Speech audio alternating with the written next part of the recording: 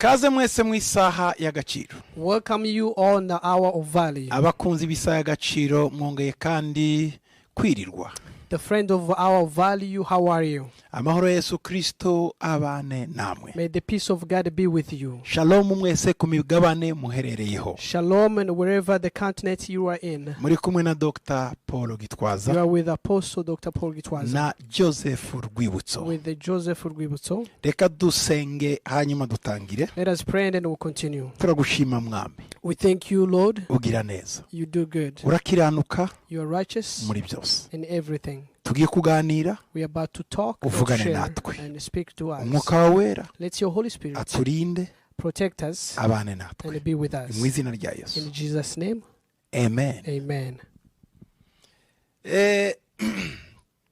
Turi buganire uyu munsi ku ijambo rivuga ngo kugererwa kabiri cyangwa se kwakira imigabane ibiri. We'll talk today's theme, receiving the double honor. Kugererwa kabiri, icyubahiro, ikuzo ukarihabwa. Receiving a double honor. Reka dusome mu gitabo cya Yesaya n'imirongo 61 ku murongo wa 6 kugeza ku murongo wa 7. Let's go in the book of Isaiah 61:6-7. Umuhanuzi Yesaya aragira ati, ariko mwebweho muzitwa abatambyi b'Uwiteka, abantu bazabita abagaragu b'Imana yacu, muzarya ibyo abanyamahanga batunze, kandi mu cyubahiro cyabo niho muziratira. Verse 6 says, but you shall be named the priest of the Lord. They shall call you the servant of God. You shall eat the riches of a Gentile, and in their glory you shall boast. Verse 7, instead of your shame, you shall have double honor. And instead of confusion, they shall rejoice in their portion. Therefore, in the land they shall possess double everlasting joy shall be theirs. Ndumva wasomye kwa 7 reka nanjye mugeho. Mu cyimbo cyo gukorwa n'isoni kwanyu muzagererwa kabiri. Mu cyimbo cyo kumwara kwabo bazishimira umugabane wabo. Nicyo gituma mu gihugu cyabo bazagabirwa kabiri. Bazagira umunezero uhoraho. Ndagira ngo wumve ijambo kabiri, kugererwa kabiri. I want you to hear the word 2 times, double honor and double portion. Kuki bazagira ikuzo kabiri cyangwa bazagererwa kabiri? Why would they have a double honor? Ijambo rya mbere, the first one, ngo mwebweho muzitwa abatambyi b'Uwiteka. You shall be named the priest of the Lord. Icyo ni kimwe. That's number 1. Icya kabiri, the second one, ngo bazitwa abagaragu b'Imana yacu. They shall call you the servant of our God. Aba bantu bafite imyanya ibiri. These people has 2 positions, if I may say. N'abatambyi, they are priest, kandi n'abagaragu. and they're servant. Niba rero bafite imirimo ibiri imbere y'Imana, ari abatambyi b'Uwiteka bakaba n'abagaragu b'Uwiteka. If they have 2 roles, they are priest and they are servant. Nabo nibajya guhembwa bazahembwa kabiri. If they're about to be rewarded, they will be rewarded double. Barahembwa nk'abatambyi. They will be rewarded as a priest. Kandi barahembwa nk'abagaragu b'Uwiteka. And they will be rewarded as a servant of God. Reka ngusubira muri iri jambo. Let me repeat this word. Kuba umutambyi niki? What is being a priest? Nukuvuga ngo aha bahagaze hagati y'abantu n'Imana. They're standing in between people and God. Iyi ni role ya igitambyi. This is the role of priest. Imana iraha. God is here. Ibumoso. On my left. Umuntu ari iburyo. And a human being is on my right. Ntibashobora guhura. They cannot get to one another. Ariko hagomba kuba umuntu hagati ubahuza. There's supposed to be an intermediator. Uyu avugana n'abantu. This person will talk to the human being. Akagaruka ya magambo bamubwiye akayacuranura akayabwira Imana. The intermediator person will take the word that has gotten from human being or person, take to God. Akajya ku Mana akayibwira ibyo abantu bavuze. And then it will take what people have said to God. Hanyuma Imana nayo ikamwumviriza ikamutuma ibyo abwira abantu. And then God will give him a message as well, come back to the person or the people. Hari ukuntu umuntu yakwibaza ati se Imana irinda gutumwa abantu ntibibizi. You can ask yourself why God needs someone to take the message. Does God not know the situation? Imana irabizi God, yes, knows. kandi izo by'abantu bavuga, And he knows what we talk ariko about. abantu bo ntibazi iby'Imana ivuga, But we as a people, we don't know what God talks about. ntibazi n'iby'Imana itekereza. And we don't know what God thinks. Rero biraborohera iyo umuntu wabo ubana nabo ababwira ko yatumwe. So it's easier for a person to have a message from another person saying, God has sent me this. Icyo nicyo gituma noneho abantu bemera. And then that will make people agree or the, Oh, take the yagutumye. message. Oh, God has sent you. Imana ibanza gukora ibimenyetso bituma uyu muntu bamwemera. So God will make a signs to people to agree or accept the message this person will. Mose yabanje gukora ibimenyetso byatumye Isirayeli imwemera ko ari Imana yamutumye. Moses did the signs in order for Israelites to accept him that God has sent him. Nuko uyu muntu abanza gukora ibirenze ibyo abandi bakora. It's one person has to do more, exceedingly work on what other people do. Rero umutambyi w'Uwiteka So a priest of the Lord, uyu aragenda kumva ibyo abantu bavuze akabibwira Imana, kumva ibyo Imana ivuze akabibwira abantu. this priest will hear what the person is saying, carry those messages to God, and then what God has given a message, bring back to the human. Hanyuma And then akikorera ibibazo byabo akabiha Imana. he will carry all the burdens to God. Akikorera ibisubizo by'Imana asubije akabishira abantu. And carry the answers or response from God to human. Reka tumwite mu buryo bwumvikana umukomisiyoneri, umuntu uri hagati. Let's use a normal An word, agent. a natural, an agent or commissioner. Uyu mu agent This agent, akorera abantu he served people n'Imana, and God. akorera Imana He served God n'abantu, and the people. ni umutambyi. So he's a priest. Noneho akongeraho akandi kazi, And then he had another work. or Ni another umutambyi. job. He's a priest ariko noneho akongera kuba n'umugaragu w'Imana. and he's a servant of God. Umugaragu w'Imana ni nde? A servant of God, what is Ni this umuntu person? Imana ituma nubwo abantu batamutumye. It's a person God sent even though the people has not sent him yet. Bivuze ngo Imana nayo imukeneye, So God needs this person ikenera ibi and then he needs akaza this akayikorera, and then he will do that. ikeneye ibi He needs this akayikorera, and then he will do that. ikeneye ibi He needs this, akayikorera. he will do that. Uyu ni umugaragu, This is a servant. ni imbata. He's a servant. Imana nayo rero So God as well, ikenera bituma, so he needs someone to send. ikenera bikoresha, He needs someone to use. ikenera abibwira, He needs someone to listen to him and Aha, give him the Imana message. Here God, ikenera amaguru he needs a legs ayigendera. that will go on his behalf. Imana ikeneye amaboko, God needs hands amaboko ayikorera. that will serve him. Imana ikeneye akanwa, God needs a mouth akayivugira. that will speak on his behalf. Imana rero iyo ibonye umuntu So when God sees a human being uyitiza amaguru, who will lend his leg, uyitiza amaboko, who will lend the leg, uyitiza amaso, who will lend the eyes, uyitiza akanwa, that will lend the mouth, ibikoresha uko ishaka. he will use those vessels in the way he wants it. Reka ng'urugero, Let me give you an example. mfite imodoka I have a car, ariko ndayigutije but I lend that car to you, cyangwa se ndayigukodeshereje. or I am renting to you. Ya modoka yayikoresha icyo ushaka. What you will do with the car, it's up to you. Mubwira ati imodoka yanjye wayirukankije cyane wayicishije, nayikodesheje. So you won't tell me you are riding fast my car. No, I'm renting your car. Abagaragu b'Imana nabo The servant of God, basa n'imodoka y'inkodeshanyo. it's like a rental car. Imana ibakoresha igihe cyose yifuje. God used them anytime he wants to. Bitandukanye n'umutambyi. So it's different from a priest. Umutambyi we A priest, abantu baramutuma people will have message, agasohoza, and then who will take the message to God. Imana igasubiza God will respond, agasubizayo and the nawe. priest will bring back the answer. Ariko umugaragu But a servant, igihe cyose Imana imukeneye, anytime God needs him, ahantu hose ishaka umutuma. everywhere God wants to send him. Yona Jonah, yari umutambyi, he was not a priest, yari umugaragu. he was a servant. Imana yamutumye Ninewe, God sent him to Nineveh, ashaka kwanga, and then he denied that. imuta mu nyanja, And then he put him in the ocean, imukura mu nda y'urufi, and then take him out of the womb of whale kugeza ageze i Nineve. until he lived in Nineveh. Yari umugaragu. So he was a servant of God. Iyo yanze imuha penisiyo. So when you refuse, you get punished. Umugaragu ntavuga ngo ya, And servant doesn't say no. yabikunda atabikunda Either you agree or not, arabikora. you will do. Uko niko bimera. That's how it is. Rero nyumva rero, So hear to me well. turi abatambyi, We are priests turi abagaragu and b'Imana. we are servant. iyo rero umuntu ari umutambyi When you are a priest akaba n'umugaragu, and you are a servant as well, Imana imuha umugisha. God blesses you. Ijambo rya mbere, One word, uyu first mutambyi one, this priest, kandi akaba umugaragu, and he's a servant, ngo azarya ibyo abanyamahanga batunze. you shall eat riches of the Gentiles. Urumva?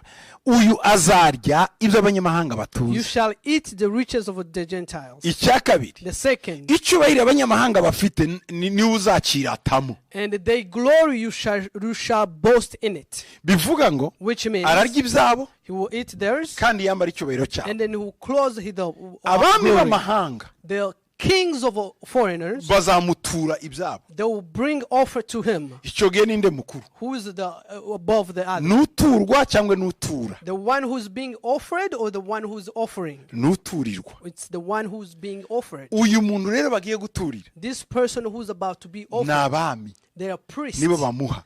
Abami. The kings will offer to him. Ni ukuvuga ngo arabasumba rero. So he's above them. Niho biriya yavuze ngo This is where the ngo mu Bible says. cyubahiro cyabo niho aziratira.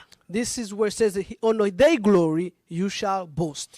Uyu mutambyi And this priest n'umugaragu and w'Imana the servant of God azaba afite icyubahiro will gitangaje, have a great honor, kuko azarya ibyo abanyamahanga batunze because they shall eat the riches of the kandi Gentiles agendere mu byubahiro byabo. and walk in their glory. Azubahwa nk'umwami, He will be honored as a king, azarya nk'umwami. and he will eat as a king. Ndagira ngo wumve iyo Imana ishaka kuguha agaciro. I just want you to understand, when God wants to give you value, Iyo ishaka kuguha agaciro, when God wants to value you, iguha kugererwa kabiri. he give you double honor. Uhabwa ikuzo inshuro ebyiri. You receive a double honor. Ndasaba muri uyu munsi I'm praying this now. agaciro watakaje The kagaruka, honor that you had lost, igisuzuguro waciyemo kiveho the shameful you have passed mu through, izina rya in Yesu. Jesus' name. Iyo umuntu afite rero izina ry'ubutambyi, When you have a name or level of a priest, ukaba ufite agaciro ko kwitwa umugaragu w'Imana, you have honor to be called a servant of God. urya iby'abanyamahanga, You eat the riches of a Gentile. icyubahiro cyabo uragifata. The glory you boast in it. Niki gikurikira What is next? ku murongo wa karindwi, In verse 7, ngo mu cyimbo cyo gukorwa n'isoni ugererwa kabiri. instead of your shame, you shall have a double honor. Bivuze ngo Which means wari warasuzuguwe, you have been despised, wari warashyizwe hasi, you have put down, wari warakandagiwe, you have been stepped over, wari warasuzuguwe, they have despised you. ariko mu cyimbo cy'ibyo But instead of that, on ugiye that shame, kugererwamo kabiri. you shall have a double Oh, honor. ugiye kuzamurwa mu rundi You are rwego about to be taken another level, kandi inshuro ebyiri. and double. Niba ari ku rwego rwa mbere, If you are on the first level, uzamuka ku rwa kabiri, you will go to the next level. ugererwa kabiri. You have a double. Niba wari umwami, If you are king, uba umwami w'abami. you become kings of Niba kings. wari umulewi, If you are Levi, uba umutambyi. you have become a priest. Niba wari umutambyi, If you are a priest, uba umukuru you w'abatambyi. will become a high priest. Turumvikanye, donc Which- kabiri Double. ni ubuntu bugeretse ku bundi, It's a grace above another grace. n'ubwiza bugeretse ku It's a bundi. glory above another glory. Donc hari urwego rumwe n'urundi ruri hejuru yawe, There's one level and then there's another level to that. ngo uzagererwamo kabiri. You shall receive a double honor. Tuzongera gukorwa n'isoni. You shall put in shame no more.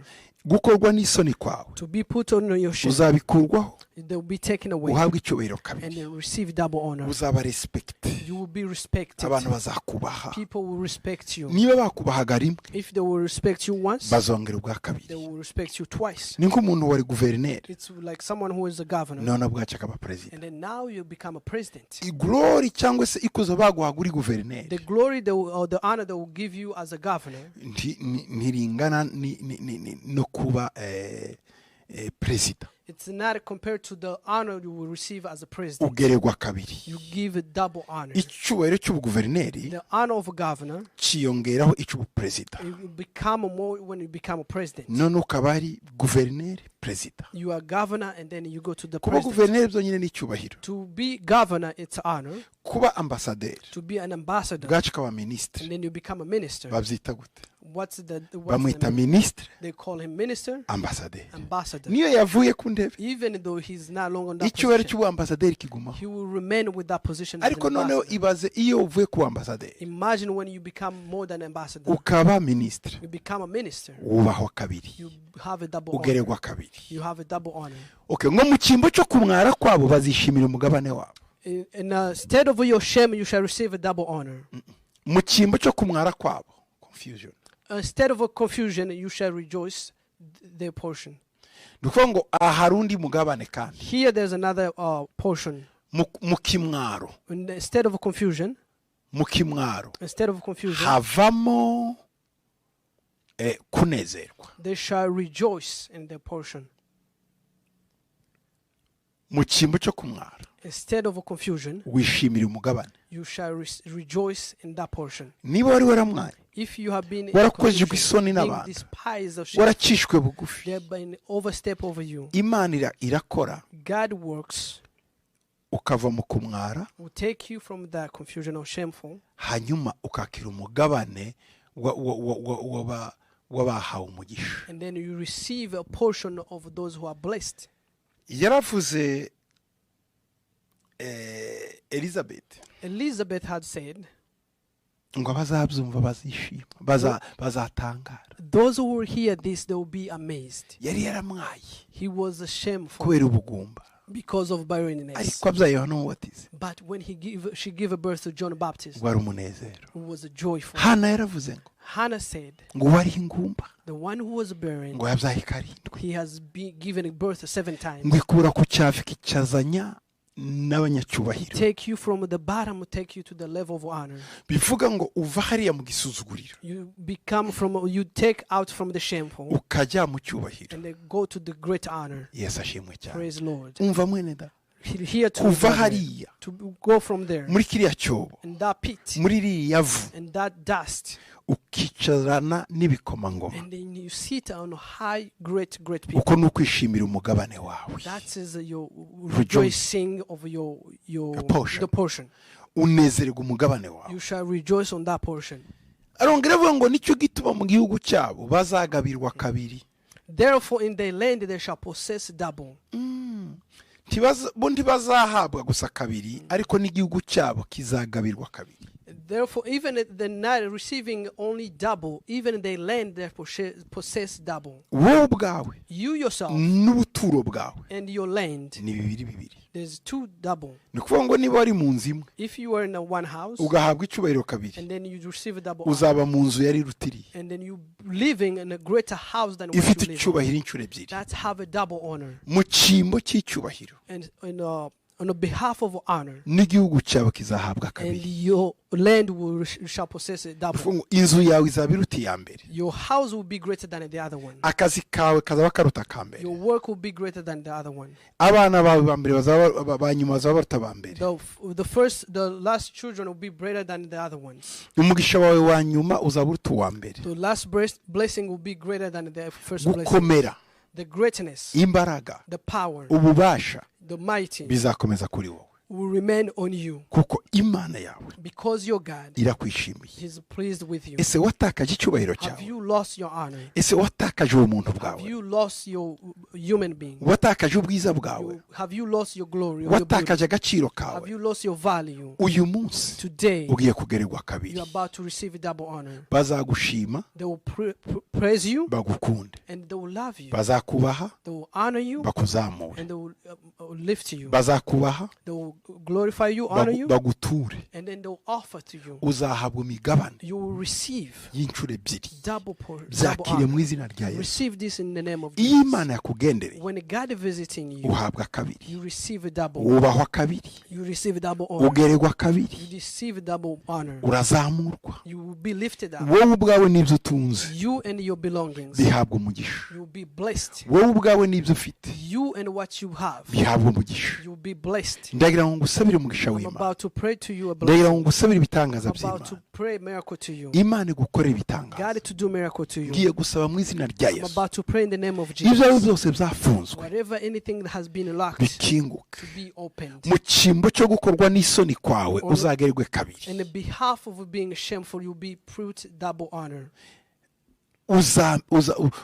Donc mu mwanya mu cyimbo cyo kumwara Instead of your shame or confusion, uzagererwamo kabiri. they shall have a double honor. donc imana izakugarurira, God will reward you. imana izaguha God will give it to you. n'igihugu cyawe And your land as well. uzagabirwa kabiri. You shall possess double. Akira mu izina rya Receive Yesu. this in the name of Jesus. Ngiye kugusengera, I'm about to pray for you. witegure kwakira Be ready to receive imigabane ibiri, double honor, gushimwa kabiri, to be respected double, kuzamurwa kabiri. to be lifted double. Iyi niyo twita promotion, This is what we call promotion. kuzamuka mu ntera, To be lifted up in another level. ugahabwa umushahara inshuro ebyiri uwo waronkaga, To receive a salary double on what you were receiving. ukabiba ukeza inshuro And then ebyiri, you sow and then you reap double. ukazabona inshuti ziruta izo wari ufite. Then you have a better friend than what you used to have. Akira mu izina rya Receive Yesu. this in the name of Mana Jesus. ndagushima kugira neza, Father, I thank you for your goodness. Mana ndagushima ko utugerera kabiri, Father God, I thank you for you have a double honor. ukora ibikomeye, You do great things. ukora ibirenze, You do more. ukora ibitangaje. You do mighty things. Ndasabira mwene data I pray for our brethren inshuro ebyiri a zose double honor zimumanukire, to be upon their agira lives. impano inshuro ebyiri, To have a double gift, agira inzu inshuro ebyiri, to have a houses double, agire amahoro inshuro ebyiri, to have a peace double, agire urukundo inshuro ebyiri, to have a double love, agire umugisha inshuro ebyiri, to have a double blessing, akire inshuro ebyiri to be wealthy double mu izina rya in Yesu, the name of Jesus, akire indwara inshuro ebyiri, to be healed double, akorweho inshuro ebyiri, to be touched double, agire imigisha inshuro ebyiri, to have a blessing double. icyo akozeho cyose hunguke kabiri, Whatever he touches to have a double. icyo avuzeho cyose cyumvwe kabiri, Whatever he speaks to be heard double. umugisha we ube kabiri. Your blessing, their blessing to be double. Ndamusabira mu izina rya I Yesu, pray this in the name of Jesus. umuhe ikuzo inshuro ebyiri, Honor them double. umuhe icyubahiro inshuro ebyiri, Glorify them double. mu izina rya In Yesu, the name of mu Jesus. izina rya In Yesu. the name of uhereye Jesus. uyu munsi Starting today, azarya hage, let him eat plenty. azishimira mu cyubahiro cy'abanyamahanga, Rejoice in the honor of Gentiles. mu izina rya Yesu. In the name of Jesus. Ndamusabira gukomera, I proclaim a mighty to them. gufashwa nawe, To be supported by you. gukomezwa nawe, To be sustained no by you. kunezezwa nawe. And to be pleased by you. Amahoro yawe Let your peace abane nawe to be with them. mu izina rya Yesu. In Jesus' name. Amen. Amen. Yesu akugirire neza, May God do good to you. ukomere Be strong uyu munsi n'iteka ryose. from now and forever. Amen. Amen. Habwa inshuro ebyiri, Receive a double honor. geregwa kabiri. Have a double honor. Bye. Bye bye.